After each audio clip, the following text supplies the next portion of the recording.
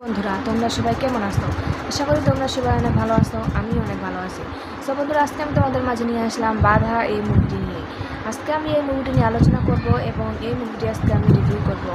So বন্ধুরা, তোমরা আমার ভিডিওটি সম্পূর্ণভাবে দেখতে থাকো এবং আমার সাথেই থাকো।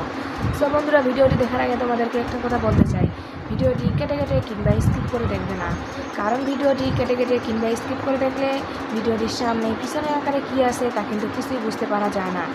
সো বন্ধুরা, ভিডিওটি কেটে কেটে কিংবা স্কিপ করে না দেখে ভিডিওটি সম্পূর্ণভাবে দেখতে থাকো এবং আমার সাথেই থাকো। সো বন্ধুরা, ভিডিওটি দেখার আগে তোমাদের কাছে আমার ছোট্ট একটি রিকোয়েস্ট, আমার এই চ্যানেলটিতে একটি লাইক এবং সাবস্ক্রাইব বাটনে সাবস্ক্রাইব করে নিচের বেল আইকনটি বাজিয়ে দেবেন। সো বন্ধুরা, লাইক এবং সাবস্ক্রাইব করতে কিন্তু ভুলবেন না। সো বন্ধুরা, তোমরা আমার এই চ্যানেলটিতে বেশি বেশি করে লাইক এবং সাবস্ক্রাইব করবে। তো বন্ধুরা, বেশি কথা না বলে চলুন আমরা মূল তথ্যে চলে যাই। বাধা এই মুভিটিতে অভিনয় করেছিলেন সাকিব খান এবং রিয়াজ। অভিনেত্রী হিসাবে ছিলেন পূর্ণিমা, আরও ছিলেন ইলিয়াস কাবরা এবং মনোয়ার হোসেন।